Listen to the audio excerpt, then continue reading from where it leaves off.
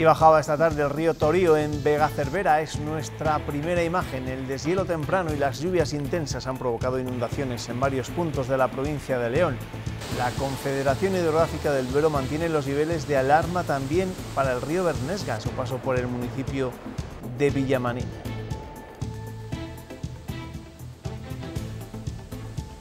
¿Qué tal, amigos? Buena medianoche. Esas serán las imágenes de esta tarde. Queremos saber cómo están las cosas en estos momentos allí en Vega Cervera, uno de los municipios más afectados por el desbordamiento del río Torío. Por eso vamos a hablar en primer lugar con su alcalde, con Octavio González. Octavio, buenas noches. Hola, buenas noches a todos. ¿Qué tal? ¿Cómo está la situación en estos momentos en su municipio? Bueno, pues la situación la verdad es que está bastante mal porque no deja de llover, el río se ha desbordado y cada vez va cogiendo más nivel. Estamos pendientes de que se pueda evitar una catástrofe mayor en las casas que están más expuestas al cauce. Hemos puesto sacos, hemos intentado hacer lo que hemos podido y bueno, pues con la esperanza de que remita un poco el temporal durante la noche y a ver si floja un poco de llover para que baje un poco el nivel. ¿De momento han tenido que desalojar a algún vecino de alguna de sus viviendas o no? Sí, bueno, hay algunas viviendas que son gente que viene eventualmente y han tenido que marcharse a León, y hay otros que se han alojado gracias a la solidaridad de los vecinos colindantes en casas de vecinos. No ha sido necesario sacarlos del municipio, están en casas de otros vecinos, pero hay casas que han tenido que ser desalojadas porque hay sótanos inundados, hay instalaciones eléctricas que ya están cubiertas por el agua y bueno, la situación pues es bastante insegura. ¿Qué previsiones hay para las próximas horas? Imagino que les espera una noche bastante complicada, ¿no? Muy difícil.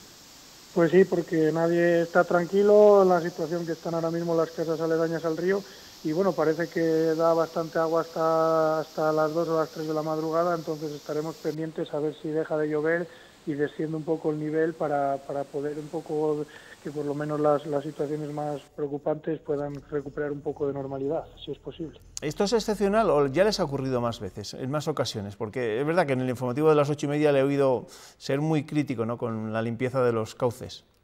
Vamos a ver, son un acúmulo de situaciones que no se dan muy a menudo. Hay que pensar que nos ha caído una nevada muy temprana en noviembre, que este agua está arrastrando mucha nieve de la montaña y esto no es muy habitual.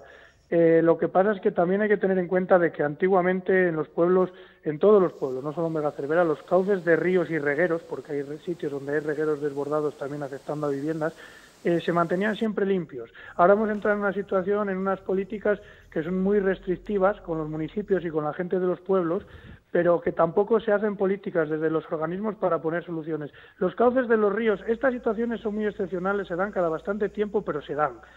Y es muy importante mantener los cauces de los ríos, por lo menos en las zonas pobladas, lo más limpios posibles, donde el agua circule con la mayor velocidad posible. Y hay varias zonas donde no es posible. Y no es posible porque no se ha hecho y tampoco se ha dejado hacer. Siempre hemos mostrado desde los ayuntamientos predisposición para llevar a cabo estos trabajos de limpieza de los ríos, de los cauces y de los regueros. Pero hay una ley, ahora mismo una legislación que nos lo impide totalmente. Nosotros pedimos una solución. Confederación lo quiere hacer, maravilloso, que lo haga. Que no lo quiere hacer, que nos lo deje hacer a nosotros. No se pueden tener los cauces llenos de ramas, de salgueras y de suciedad, porque cuando pasan estas cosas que no son normales, porque no se dan estas circunstancias tan fácilmente, pero se pueden dar, y para si pasan hay que estar preparado.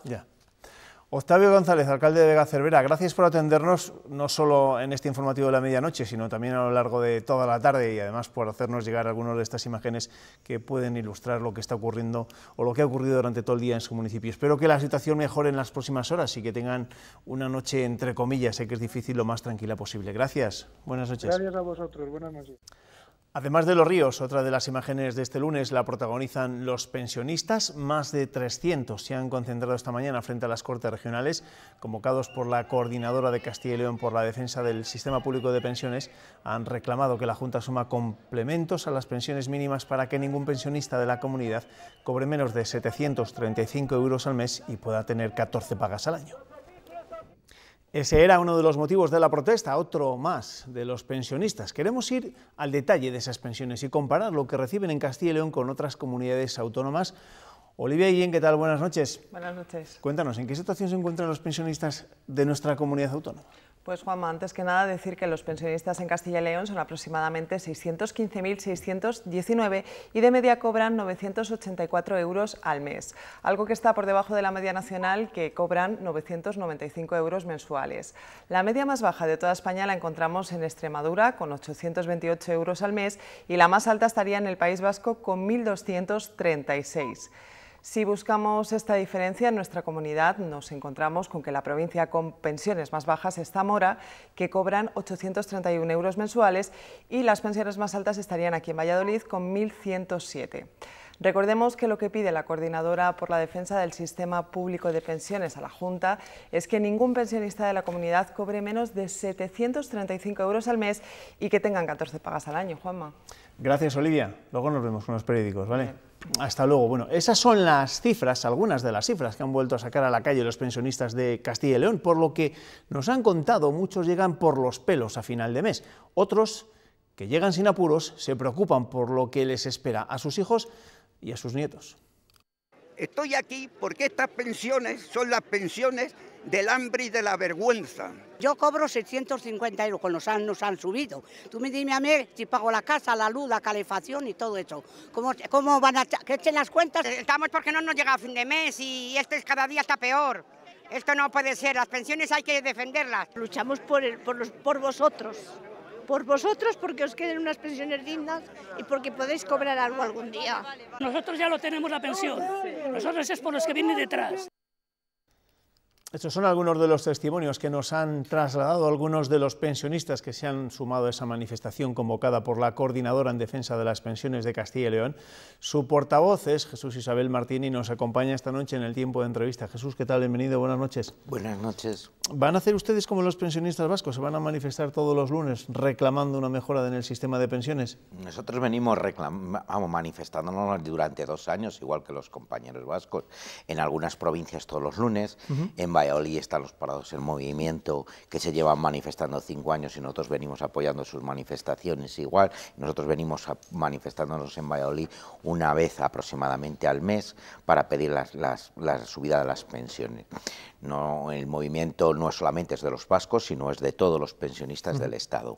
En sus reclamaciones de esta mañana reclaman que la Junta, que el Gobierno regional asuma complementos a las pensiones mínimas. Recuerdan que eso ya se está haciendo en algunas comunidades autónomas, ¿no? Efectivamente, se está haciendo en Euskadi, se está haciendo en Navarra, se está haciendo en Extremadura, se está haciendo en Cataluña, en algunas otras comunidades sí, pero no es nuestra principal reivindicación. Nuestra principal reivindicación es que la Junta saque una PNL que inste al Gobierno central a que se blinden las pensiones en la Constitución y por lo tanto también el IPC anual como ley de pleno derecho en la Constitución. Pero sobre ese complemento a las pensiones mínimas, ¿de dónde creen ustedes que deben salir los recursos para conseguirlo, para que esas pensiones sean como mínimo de 735 euros? Por 14 mensualidades. ¿Por 14 mensualidades? Efectivamente. Mira, 2 cosas. Primero, la Junta de Castilla y León ya tiene una sentencia donde se tiene que complementar como mínimo aquellos subsidios que están por debajo del umbral de la pobreza. Pero no obstante, nosotros le hicimos el estudio a la Junta de Castilla y León a petición propia, el año haya pasado, en las anteriores legislaturas, que nos decía de dónde lo podemos sacar. Nosotros hicimos un estudio donde se podían obtener unos 1.100 euros aproximadamente, 1.000 millones de euros aproximadamente al año a mayores. Solamente es de voluntad política. El complemento que nosotros exigimos a la Junta es aproximadamente de unos 500 millones. Y de esos 500 millones al año repercutirían otra vez o revolvería a recuperar sobre los impuestos directos que puede cobrar la Junta, que es el 50% del IVA, unos 40 millones. Nosotros le decimos, solamente con una voluntad mínima de a las rentas más altas de 60.000 euros le aplicase un porcentaje distinto de IRPF, si el tema del IVA se hiciese correctamente, si los impuestos de sucesión que se quitan tan alegremente a las grandes fortunas no se quitase, si hubiera un elemento más progresivo en el tema de las competencias que tiene la Junta a la hora de legislar el tema de retribuciones, nosotros entendemos que sí que podría hacer, sin descontar para nada otros temas como puedan ser la educación, la sanidad, que nosotros, o la ley de dependencia, que nosotros decimos que de esas partidas no hay que tocar nada. Y luego luego no entramos a las malas gestiones que han tenido. Claro, pero usted cuando habla de la sanidad, de la educación, eso sí que son evidentemente políticas sociales, competencias exclusivas de la Junta de Castilla y León. Lo que es el sistema público de pensiones es una competencia del Gobierno central. Yo no sé si lo que proponen ustedes es más un parche que una solución real al problema. Lo que nos gustaría es que la pensión mínima fuese establecida por el Gobierno, pero mientras se llega a eso, lo que no podemos es permitirnos a nuestros gobernantes que se escondan detrás de la manta o la cortina humo que siempre dice no tenemos competencia. No tienen competencia otras comunidades y sí que lo hacen. Es cuestión de voluntad política. A nuestros políticos todos los días se les llena la boca llena de decir es que estamos luchando por la despoblación. ¿Qué están haciendo realmente? ¿Quién puede vivir en los pueblos si el 90% son pensionistas y mayores de 65 con pensiones mínimas? ¿Qué quieren? ¿Condenarles más a la miseria? ¿Condenarles más al olvido? Nosotros decimos, si hubiera unas pensiones dignas mientras llega esa pensión mínima en el Estado, que España se comprometió con la Carta Social Europea de 1084, mientras llega ahí esta Junta que tanto habla de que quiere hacer por sus ciudadanos del medio rural, es el momento, porque nosotros planteamos, un pensionista o un pensionado o una mujer pensionista en el medio rural con 400 o con una pensión mínima de 365 euros al mes no puede ni plantearse una mujer que le cuide. Sin embargo, si hubiera unas pensiones mínimamente dignas, podríamos estar hablando de personas que le cuidasen, personas que estableciesen, gente que no se iría de los pueblos, etcétera, etcétera. Ustedes se manifiestan por mantener sus pensiones, lo hemos escuchado antes entre algunos de los manifestantes, o por intentar que las futuras generaciones puedan cobrar las pensiones. He empezado diciendo que para nosotros lo más importante es que se brinden las pensiones en la Constitución. Para nosotros es el objetivo principal, esa es nuestra lucha. ¿Por qué? Porque nosotros más o menos tenemos pensiones. Algunas de ellas son muy míseras, pero el 90% de los que estamos todos los días en la calle tenemos el objetivo claro. Si mi hijo y mi hija, o mi nieto o mi nieta, es capaz de tener una pensión, yo habré conseguido el objetivo por el que luché siendo joven, y era dignificar el trabajo y la vida laboral, y por lo tanto, ¿qué mejor dignificación de la vida laboral que tener derecho cuando ya no se puede trabajar a una pensión digna? Porque nosotros firmamos un convenio con el Estado, cuando nos aseguraron, nos dijeron, usted pague esto, que gracias a esto tendrá una pensión. El que está incumpliendo con nosotros es el Estado. Cada 2 por 3 estamos conociendo datos acerca de la despoblación, acerca del crecimiento vegetativo. Sin ir más lejos, la semana pasada veíamos claramente cómo había sido en 2019 yo creo que había sido uno de los peores años en lo que se refiere a natalidad, no solo en Castilla y León, sino también en el conjunto del país. Tal y como están las cosas, desde un punto de vista demográfico, ¿el actual sistema público de pensiones se puede garantizar? ¿Es sostenible? Claro que sí, es una cuestión de ingresos, no de gastos. Estamos siempre hablando de gastos, pero lo más vergonzoso es decir, hablamos de natalidad y ¿qué hacemos? Nos quedamos ahí tan tranquilos, hemos echado 1 millón de jóvenes fuera, los más preparados de España, son los que podrían tener hijos, pero es que ¿qué hacemos algo? Ponemos guarderías, damos vivienda, les damos un futuro, o les condenamos a esos jóvenes a no tener vivienda, a no tener trabajo, a no tener... ¿Cómo se van a plantear hijos? Eso es el tema por un lado. Y lo más grave de todo, si nosotros planteamos que se pueden obtener ingresos de otra manera, lo primero que tendrían que hacer la Seguridad Social es sacar todos los gastos que imputan a las pensiones, que no son de pensiones, les tenían que sacar. No entendemos que se esté pagando parte de los planes de pensiones, lo paguemos nosotros, los pensionistas privados. No entendemos que nosotros tengamos que pagar gastos dedicados a la luz, el agua, etcétera, de los ministerios, cuando otros ministerios lo tienen. Nosotros no entendemos que en los planes de ayuda a la contratación, que nos parecen bien, les aplaudimos y nos parecen loables, les tengan que salir de nuestra caja de pensiones cuando se descuenta la Seguridad Social. No entendemos que los planes de emprendedores, de esos autónomos que pagan 50 euros, que nos parecen bien loables y volvemos a aplaudirles, tengan que salir de la caja de la pensión cuando tendría que salir de los presupuestos generales del Estado. No entendemos que no se destopen los que más cobran, más paguen en la Seguridad Social, porque eso es un tema de nuestra propia Constitución, y los que más cobran menos pagan a la Seguridad Social, tienen un tope y no pagan más.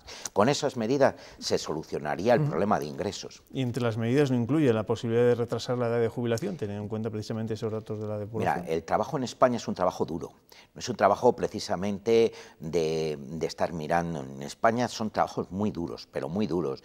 Estamos hablando de la construcción, estamos hablando de las Kellys, estamos hablando... estamos hablando de los grandes que son los más afectados, porque las grandes empresas con los contratos de relevo muchas veces tienen una jubilación menor, pero sin embargo la gente más sacrificada es la que peores condiciones de vida tiene y la que no puede luchar. Pero lo que más vergonzoso es todavía es que en España, cuando hablamos de retrasar, si todavía en España no hemos reconocido a un sector grandísimo de trabajadores como tales, me estoy refiriendo a las empleadas de hogar, en España no se las ha reconocido como trabajadoras, no están legisladas como trabajadoras, no tienen derecho ni a subsidio de desempleo. ¿Y usted cómo valora las diferencias que existen entre la pensión que cobra un pensionista vasco con otro pensionista de Castilla y León y no digamos, por ejemplo, uno extremeño, que son de los que menos cobran? Mira, el tema de las cotizaciones es un tema que está ahí. Lo que no se puede hacer el Estado es decir, hice una desigualdad en el tema industrial y sigo haciendo una desigualdad. Un gobierno tiene que gobernar para todos sus ciudadanos y por lo tanto tiene que ver que sus presupuestos tienen que ser un paraguas que amortigue las desigualdades. Cuando en este país libremente se gastaron todo el dinero que teníamos de la reconversión de las empresas del INE y de todo lo que había, no es, cuando se habla de deuda pública y se endeuda al país, se endeuda a todo el país por general. Lo que nosotros planteamos es que el Estado como tal tiene también que poner el paraguas en temas sociales. En esta manifestación de esta mañana también han pedido otro tipo de reivindicaciones, por ejemplo, han pedido la eliminación del copago farmacéutico. ¿A ustedes les parece mal que un pensionista con una pensión digna, o incluso muy digna, no pague parte del medicamento que tiene que adquirir en una farmacia? Vamos a ver, nosotros lo que no queremos es que se coja al rábano por las hojas. Mirad, si nosotros decimos que el que más, en Castilla y León, el 80% de las pensiones no pasa de los 1.000 euros. ¿Qué hablamos? El copago, eso es una pensión digna.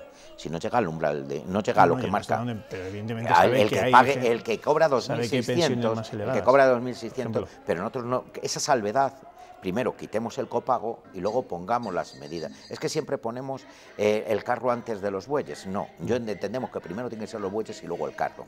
¿Van a seguir con las manifestaciones como las de hoy, entiendo? Sí, vamos a seguir, tenemos mucho trabajo que hacer, al gobierno que entre, porque nuestro lema es gobierne quien gobierna, las pensiones se defiende, nos va a tener ahí diciéndole que mientras no estén garantizadas las pensiones en la Constitución y que el artículo 50 de dicha Constitución sea ejecutivo y que el IPC esté garantizado en la Constitución, las pensiones más bajas se vayan garantizando a unas pensiones dignas, allí estaremos los pensionistas. Jesús Isabel Martín, portavoz de la Coordinadora en Defensa de las Pensiones de Castilla y León, gracias por acompañarnos esta noche en el tiempo de entrevista. Muchas gracias a vosotros por este tiempo. Gracias y buenas noches. En pleno debate sobre la reordenación de la sanidad rural, que incluye, entre otras medidas, la puesta en marcha de los centros agrupados, hoy les contamos una iniciativa para hacer frente a la falta de médicos de familia. El Ayuntamiento de Valderrey, en León, ha puesto a sus vecinos transporte para llevarles al médico una vez por semana.